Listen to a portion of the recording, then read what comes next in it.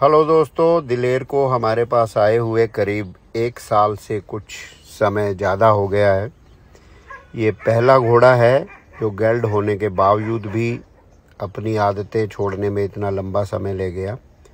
बहुत सारे घोड़े जो प्रॉब्लमेटिक हॉर्सेस थे उनको हमें गेल्ड कराना पड़ा और वो बहुत ही अच्छे राइडिंग के घोड़े बने, जिनमें से एक सुल्तान अभी हमारे पास है, राजकिरण हो गया और भी कई सारे नर घोड़े, मकबूल हो गया, मस्टैंग हो गया, जो बहुत ही राइडिंग के अच्छे घोड़े बने। मगर इस घोड़े का टशन बिल्कुल अलग है और इसने अपना प्रभाव छोड़ने में बहुत समय लगा दिया। ये अभी भी बिल्कुल सुधरा हुआ घोड़ा नहीं है, मगर ये एक बहुत ही एनर्जेटिक और मूडी और टशनबाज घोड़ा है जो अपनी धुन में रहता है। आपके कहने में आता है, मगर कभी कभी बीच बीच में अपने रंग ये ज़रूर दिखा देता है। मगर पहले से मैं इसको करीब 80-85% सुधरा हुआ मानता हूँ। 100% तो वैसे आप किसी भी घोड़े को मोल्ड नहीं कर सकते, क्योंकि ये भी एक लिविंग बीइंग है और इसका दिमाग काम करता है। सब मेथड इस पे आजमाए गए, जॉइन अप हो गया, लाई डाउन हो गया, मगर ये अपना रंग कभी ना कभी दिखा देता है। फिर भी ये पहले से जब हम इसको लाए थे तब से लेके अब तक ये बहुत ही प्यारा घोड़ा बन गया है। और अगर ये मुझे लगता है इसका एनर्जी लेवल कम होगा तब भी इसका कोई फ़ायदा नहीं होगा, मगर दिन में आपकी पूरी सवारी में एक आधा टशन ये ज़रूर दिखा देता है। मगर अब पहले जितना ख़तरनाक तरीके से ये रियर नहीं करता। पहले तो ये खड़ा भी होता था और हवा में कैप्रियल की तरह बक भी मार देता था, मगर धीरे धीरे ये अपनी आदतें धीमी कर रहा है। पहले तो इसको यहाँ से बाहर निकालना भी मुश्किल काम हो जाता था और जब ये अड़ने लगता था तो कई बार अड़ता था। पंजाब का मौसम मिड सितंबर के बाद थोड़ा ठंडक वाला हो जाता है। सुबह टेम्परेचर 23-24 डिग्री होता है और जब तक सूरज देवता बाहर नहीं आते तब तक ठंड भरा माहौल रहता है। थोड़ी आजकल धुंध भी होती है और इस घोड़े के साथ सोलो राइड्स अब मैं ज़रूर करना चाहूँगा। इसको ट्रॉट कराना भी आसान नहीं है, क्योंकि ये कैंटर भाग के ज़्यादा खुश है। और इसकी जो ये लॉन्ग शैंक बिट है, वैसे तो ये प्लेन बिट ही है, इसको भी मैं बहुत जल्द रिप्लेस कर दूंगा स्नैफल बिट के साथ। कभी मैं इसकी जो पुरानी बिट जिसके साथ ये शुरू में चलता था उससे लेके अब तक का इसका सफ़र भी ज़रूर शेयर करूंगा कि कैसे हम इसको एक बहुत ही ज़्यादा मुंह जोर घोड़े से लेके वापस तक आ गए हैं।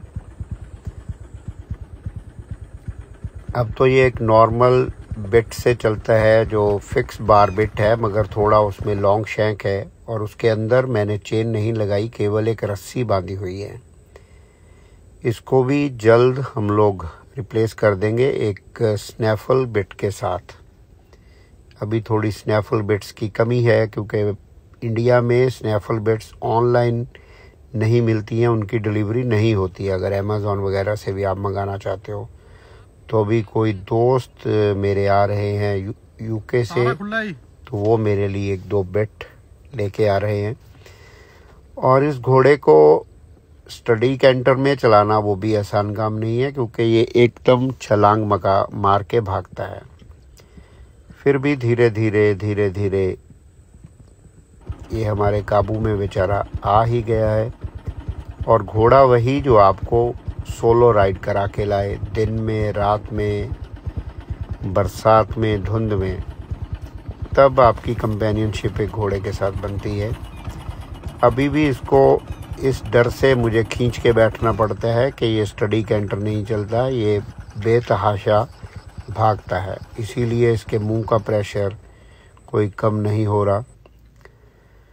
खैर, जो लोग इस घोड़े पे नहीं बैठे हैं उनकी अपनी कुछ ओपिनियंस होंगी मेरी सवारी के बारे में, उनको हक है कुछ भी सोचने का।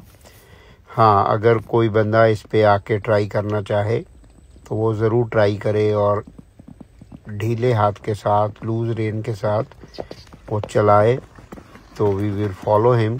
और उससे ज़रूर हम सीखेंगे कि एक मूज़ और घोड़े को ढीले हाथ से कैसे चलाया जाए। हमारी स्कूलिंग में काफ़ी फ़र्क रहा होगा। खैर, वी विल ट्राई कि हम इस प्रेशर को और कम कर दें।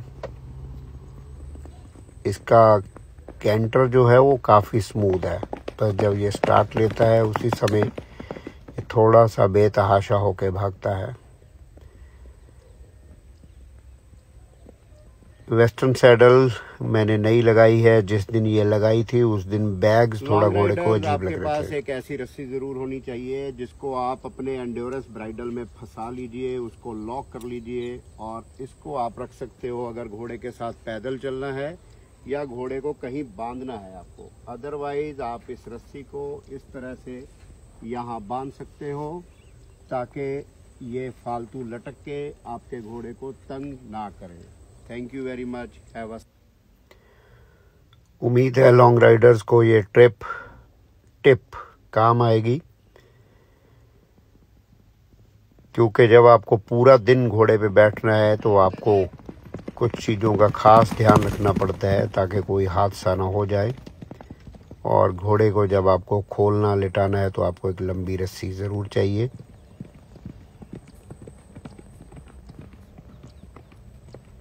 मैं नहीं चाहता कि इस घोड़े को मैं ज़्यादा भगाऊं, मगर ये खुद ही भागना चाहता है और ये ट्रॉट ना करके सीधा ही कैंटर में आ जाता है।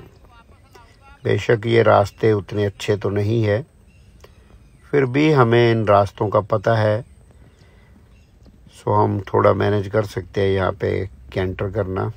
हमारे पास कोई बड़ा ग्राउंड तो नहीं जिससे इसकी कोई अच्छी सी स्कूलिंग की जा सके। खैर, हमारे काम का ये घोड़ा और ये रास्ता दोनों ही हैं।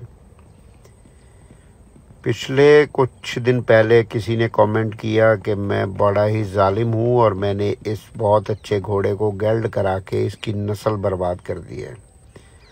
तो उन भाई साहब को मैं बताना चाहूँगा कि इस घोड़े का फ्रोज़न सीमन भी है और पिछले 1 साल में एक ही भाई हैं जिन्होंने इसका सीमन स्ट्रॉ हमसे लिए हैं और उन्होंने भी अभी तक शायद यूज़ नहीं की है।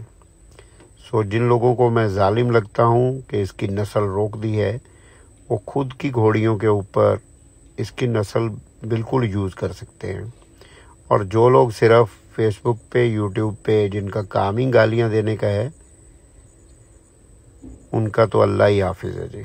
भगवान उनका मालिक है, क्योंकि वो लोग कुछ भी सोच सकते हैं, कुछ भी बोल सकते हैं। खैर, एनी हाउ, सीरियसली अगर किसी को इसका सीमन चाहिए होगा तो वो हमारे पास अवेलेबल है। और आजकल सीमन से घोड़ियाँ प्रेग्नेंट होने की जो दर है वो काफ़ी बढ़ गई है।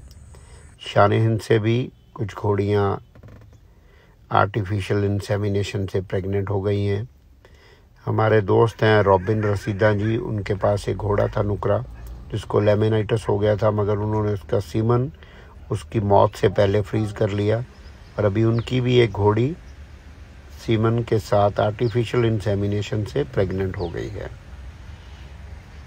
बेशक मौसम ठंडा है, ह्यूमिडिटी उतनी ही है और मेरी कोशिश है कि जल्द से जल्द इसकी काठी खोल के इसको लेटाने से पहले मैं इस पे पानी ज़रूर मारूंगा और इसको कूल डाउन ज़रूर करूंगा।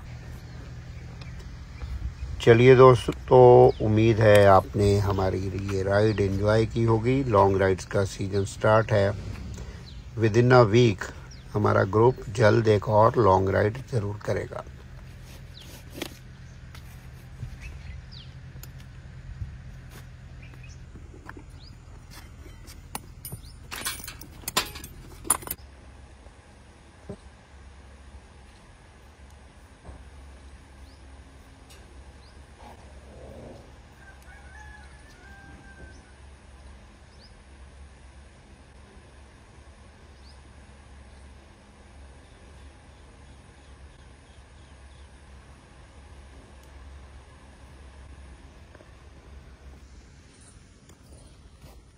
इधरली साइड आ गई बाल इधरों करे वा भी है